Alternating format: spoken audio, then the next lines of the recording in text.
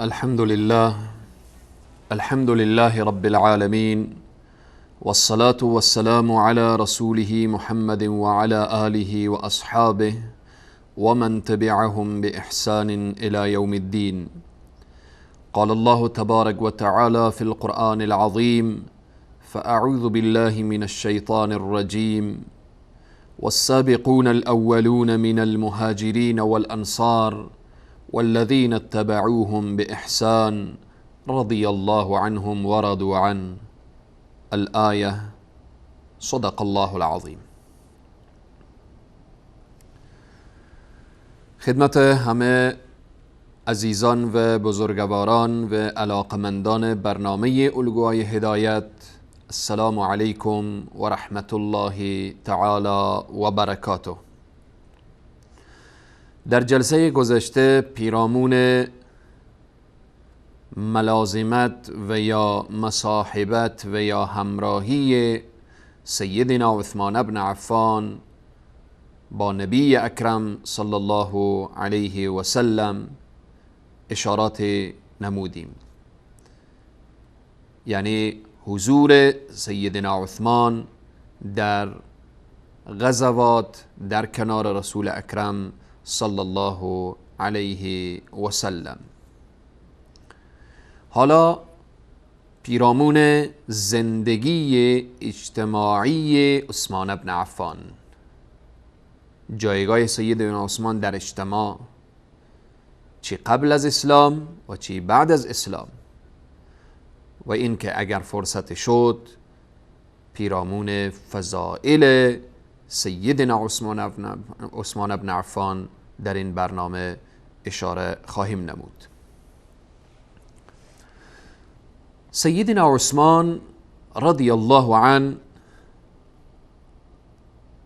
چنان زندگی قبل از اسلام و بعد از اسلام که الله سبحانه و تعالی نسبت به این بنده محبوب خود که بدون شک عثمان بن عفان یکی از اولیای خداست، یکی از دوستان پروردگار عالم هست، الله سبحانه و تعالی ویژگی های خاص نسبت به این بنده خود عطا کرده بود. اشاره مختصر پیرامون زندگی اجتماعی عثمان بن عفان قبل از اسلام. چگونه زندگی کردن؟ سیدنا عثمان چگونه زندگی می کرد؟ و در بین اجتماع دارای چی جایگاهی و دارای چگونه مقامی و منزلتی بود؟ سیدنا عثمان رضی الله عنه خود ایشان می‌فرمایند که من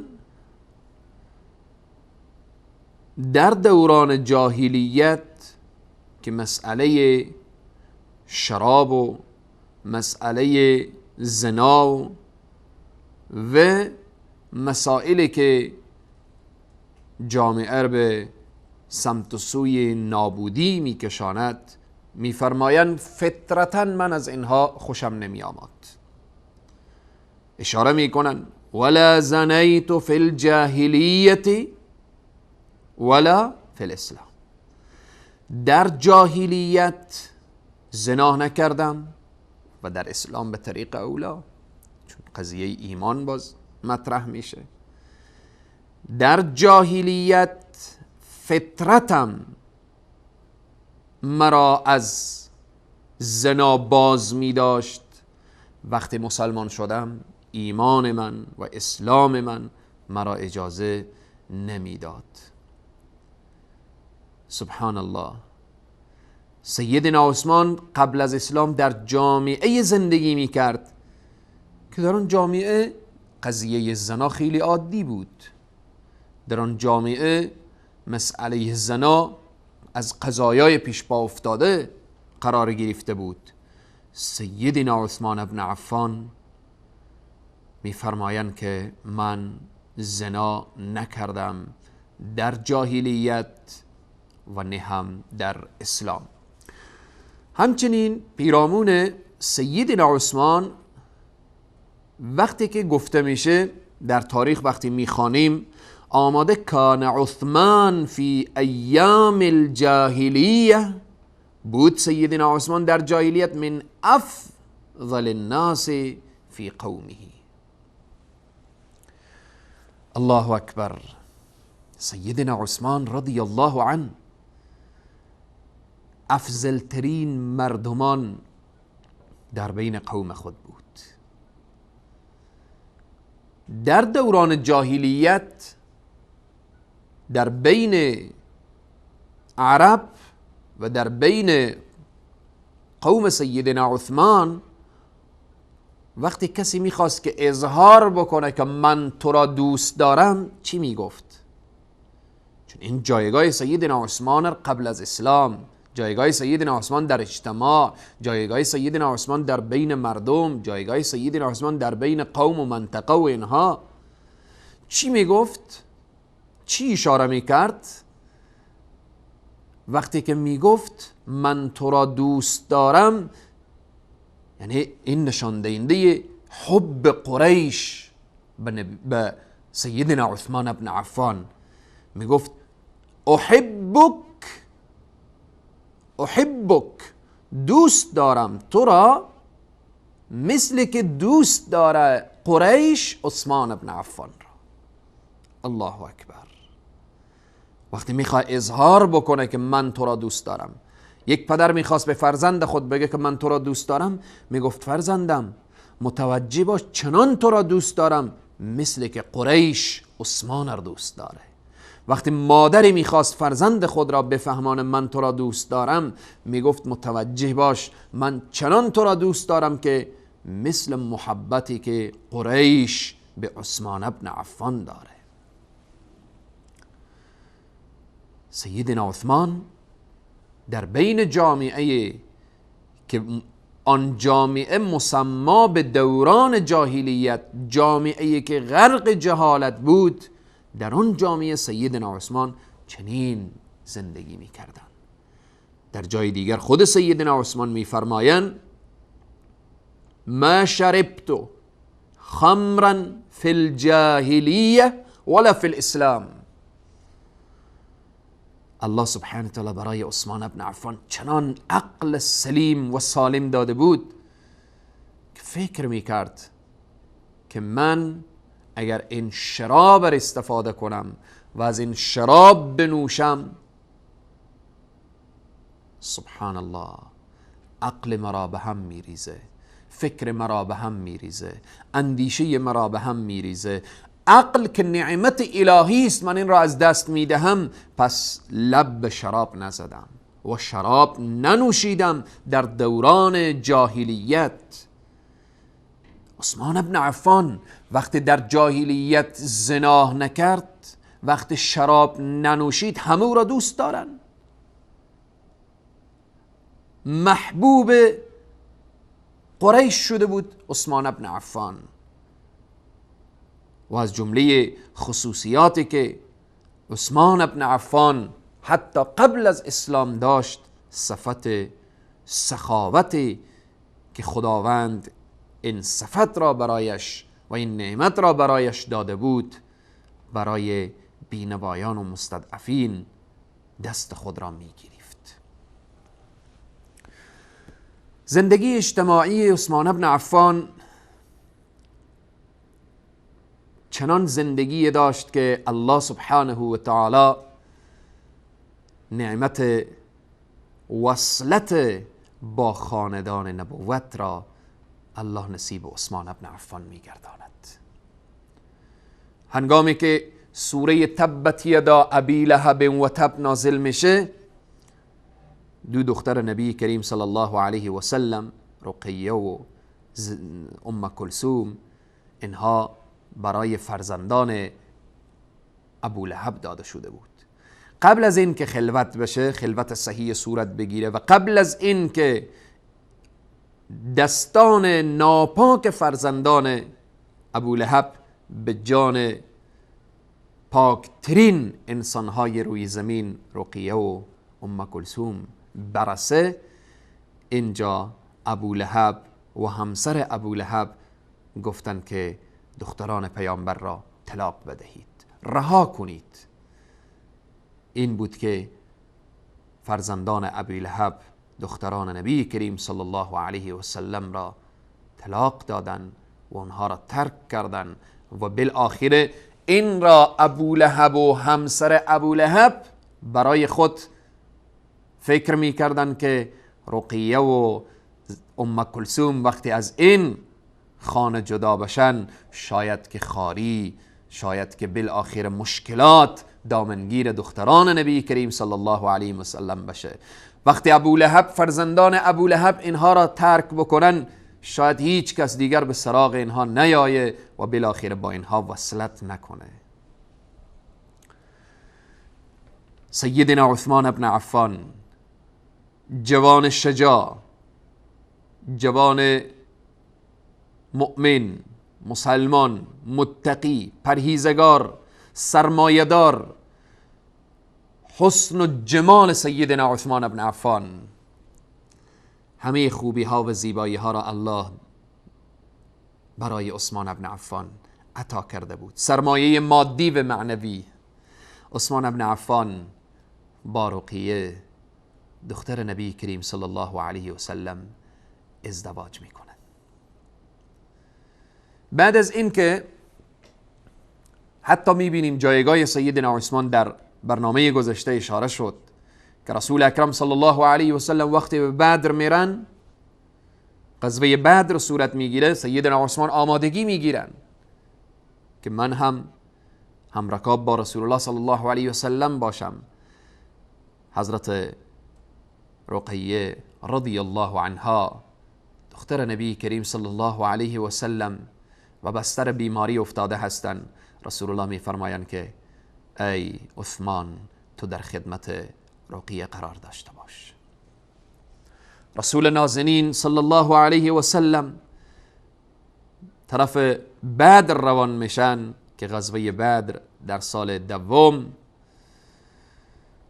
سال دوم هجرت وقتی که از غزوه برمیگردن، در آن وقت دختر خود را، جگرگوشه خود را، حضرت رقیه را نمی بینن و رقیه در آن وقت از دنیا تشریف می برن.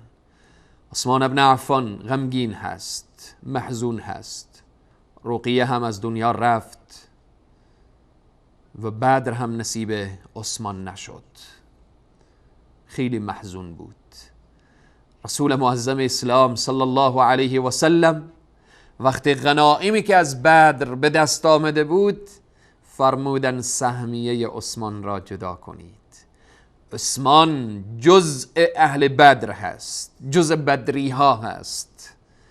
اگر جسم عثمان نبوده، روح و روان و اون دل عثمان طرف بدر و در بدر بوده و الله سبحانه و تعالی با نیت ها معامله میکنه. قصد و اراده رفتن را عثمان ابن عفان داشته. رسول معظم اسلام صلی الله علیه و سلم سهمیه عثمان ابن عفان را از بدر برایش میدهند. در سال سوم هجرت وقتی میگیم زندگی اجتماعی که در اجتماع چی جایگاهی داشت عثمان ابن عفان، اینه که در سال سوم ازدواج سیدنا عثمان با دختر نبی کریم صلی الله علیه و سلم با ام کلثوم چگونه صورت گرفت و چگونه دختر دیگرش را به عقد عثمان ابن عفان نبی کریم صلی الله علیه و سلم در آوردند، انشالله پیرامون ازدواج ام کلثوم با عثمان ابن عفان بعد از میان برنامه انشالله بیان می شود. با ما باشید. السابقون الأولون من المهاجرين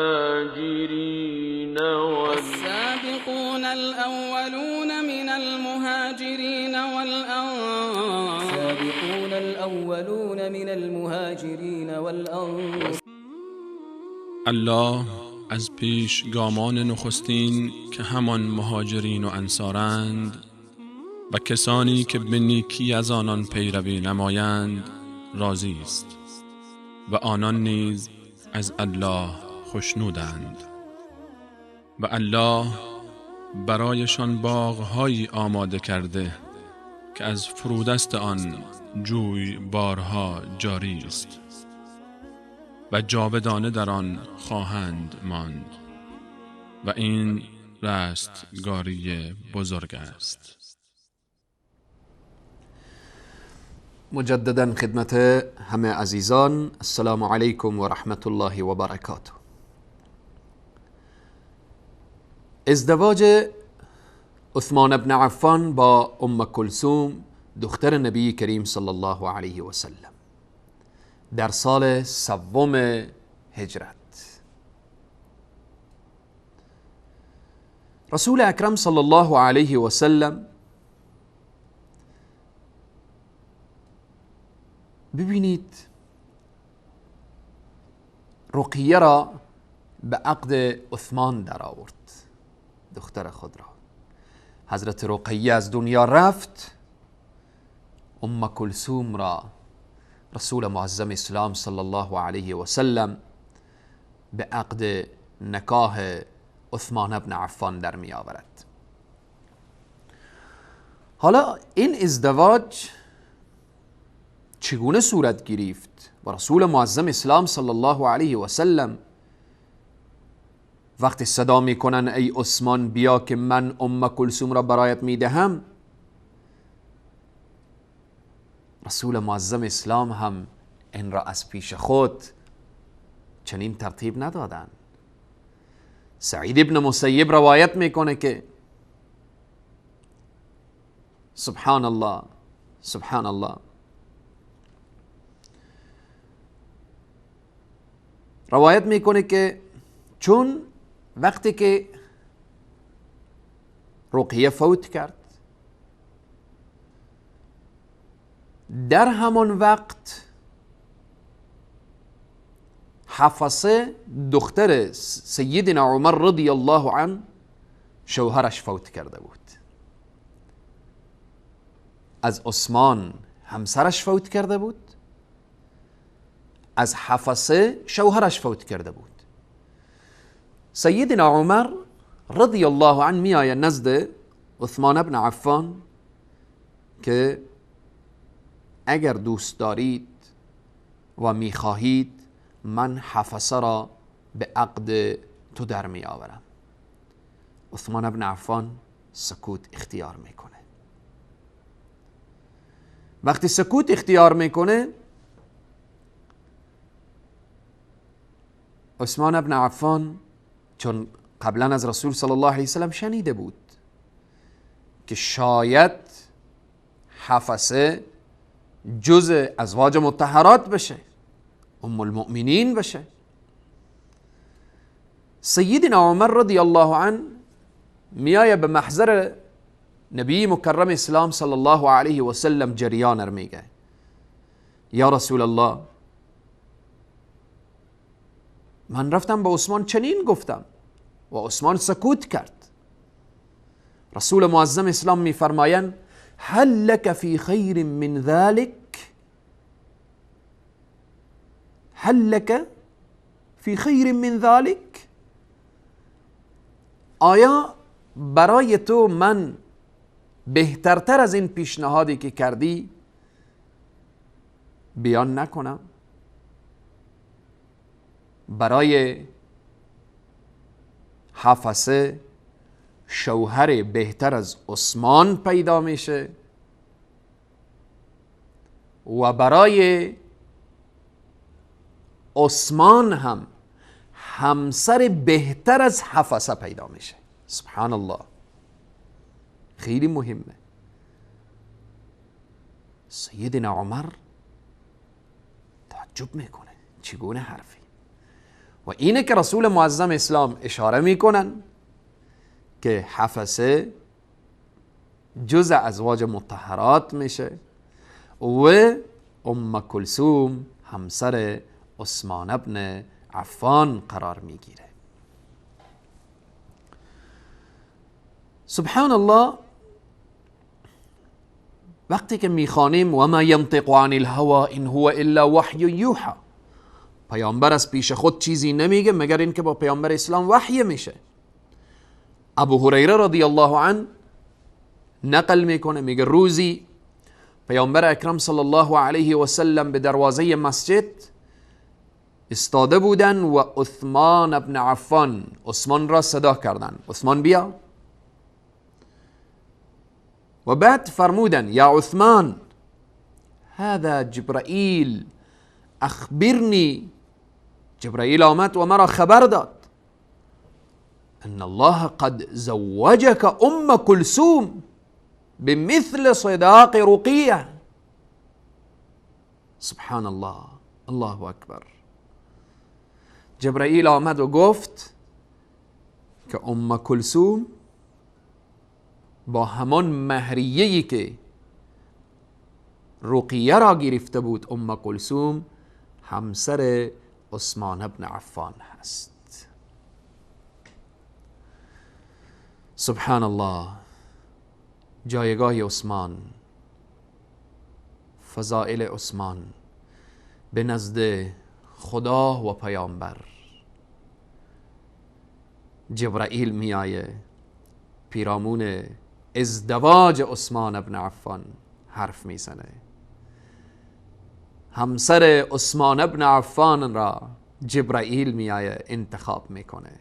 ام کلثوم همسر عثمان ابن عفان هست، دختر رسول صلی الله علیه و سلم، دختر رحمت للعالمین، سردار دو جهان محمد ابن عبدالله صلی الله علیه و سلم. سیدنا عثمان با ام کلثوم ازدواج میکنن. سیدنا عثمان وقتی که با ام کلثوم ازدواج میکنن، فرزند به نام عبدالله که پسر رقیه بود، بعد از رقیه مانده بود، در سن 6 سالگی قرار میگیره. در سن 6 سالگی از دنیا تشریف میبره. رسول معظم اسلام صلی الله علیه و سلم برای عبدالله ابن عثمان که نواده رسول الله هست، نواسه رسول الله صلی الله علیه و سلم هست، رسول الله بر او نماز میخوانند و او را دفن میکنن. خلاصه این که زندگی اجتماعی عثمان ابن عفان هست و اینه که عثمان ابن عفان با ام کلثوم زندگی میکنن تا سال 9 هجرت که در شعبان سال 9 هجرت اون پیک ملک الموت می آید و بار دیگر عثمان ابن عفان را به بالین غم می نشاند. سیدتنا ام کلثوم رضی الله عنها در سال 9 هجرت دار فانی را وداع می گویند. بار دیگر غمها و مصیبتها بر سر عثمان ابن عفان می ریزد و عثمان ابن عفان را به بالین غم می نشاند. رسول معظم اسلام صلی الله علیه و سلم وقتی که ام کلثوم از دنیا می روند، رسول الله می بینند که عثمان سر تا پا محزون هست، غمگین هست. رسول الله فرمودند لو كانت عندنا ثالثه لزوجناکها. الله اکبر. اگر دختر سومی هم برای ما می بود، رسول الله فرمودند ای عثمان برای تو می دادیم. ببینید جایگاه عثمان ابن عفان را، ببینید مقام و منزلت عثمان ابن عفان را. رسول الله صلی الله علیه و سلم یک دختر داد، رقیه از دنیا رفت، دختر دومیش را داد، ام کلثوم را داد. وقتی از دنیا رفت گفت اگر سومی هم می داشتم به عثمان می دادم. الله اکبر، الله اکبر. امروز منافقین می خواهند که زندگی عثمان ابن عفان را خدشه‌دار بکنن و می خواهند عثمان ابن عفان را نعوذ بالله نعوذ بالله حرفهای ناشایست و ناسزا برایش بگویند. این محبت را ببینید، این علاقمندی رسول الله صلی الله علیه و سلم نسبت به عثمان ابن عفان را ببینید. به هر حال زندگی اجتماعی عثمان ابن عفان اینه که مشارکت اقتصادی سیدنا عثمان ابن عفان در تشکیل و تقویت دولت. عثمان ابن عفان تنها جانی در خدمت رسول الله نبود، جان و مال خود را در خدمت دین و اسلام و قرآن در خدمت رسول الله گذاشته بود. مسئله بئر رومه چاهی که در مدینه منوره آب داشت و آب شیرین داشت و مسلمان ها از او استفاده می کردن. اما این چایی بود که در بعضی از تاریخ می نویسه که این متعلق به مسلمان ها بود. یک مسلمان چاه از او بود و آب را می فروخت و معیشت و زندگی خود را پیش می برد. رسول الله صلی الله علیه وسلم برایش گفتن که اگر این چاه را وقف کنی در بدل این جنت از آن توست. و او گفت یا رسول الله من نفقه اهل و عیال خود را از این چاه به دست میارم، امید است که جنت را از راههای دیگر به دست بیاورم، نمیتوانم این را وقف بکنم. و بعضی در تاریخ می نویسه که این چاه از یک فرد و یا یک مرد یهودی بود که آب برای مسلمان ها می فروخت و بالاخره مسلمان ها از او خریداری می کردن. به هر حال رسول صلی الله علیه و سلم فرمودن من یشتری بئر رومه، یا در روایت دیگر آمده که من حفر بئر رومه فله الجنه، اگر کسی این چاه را بخرد و اگر کسی این چاه را به دسترس مسلمان ها قرار بده جنت از آن اوست. سیدنا عثمان ابن عفان این حرف را شنیدن،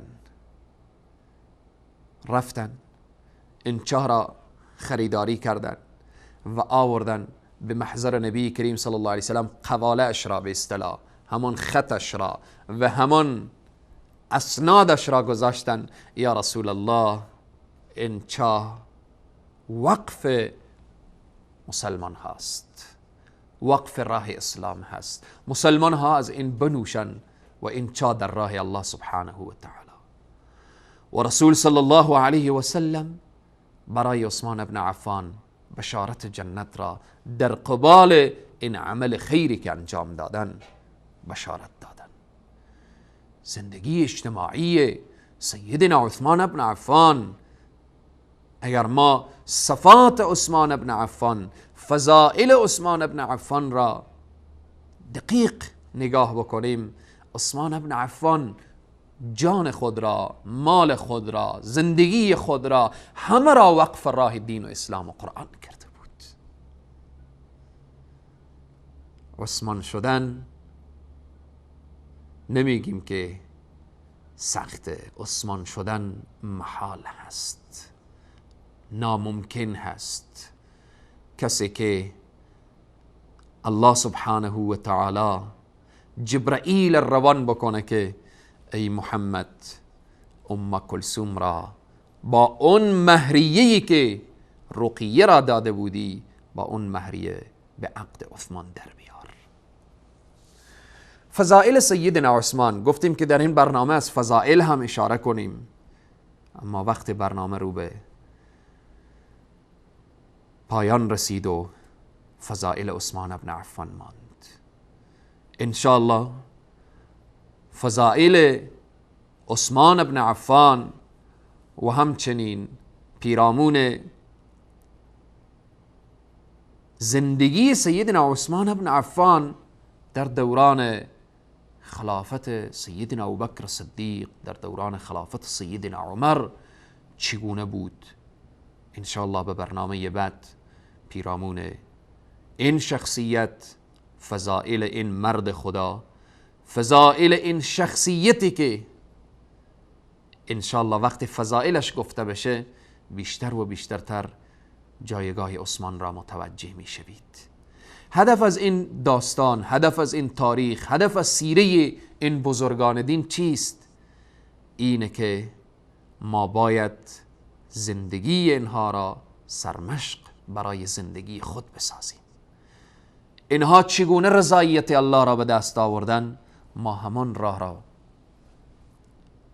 گام برداریم و در آن راه روان باشیم. الله سبحانه و تعالی ما را پیرو واقعی اصحاب نبی کریم صلی الله علیه و سلم، خصوصا پیرو واقعی خلفای الراشدین و بالاخص ما را پیرو واقعی عثمان ابن عفان، عثمانی که حیاءش نمونه هست، اسوه هست. الله از حیای عثمان ابن عفان نصیب همه ما، خصوصا نصیب پسران و دختران ما بگرداند. تا برنامه بعد شما را به خداوند کریم و رحیم می سپارم. والسلام علیکم و رحمت الله تعالی و برکاته.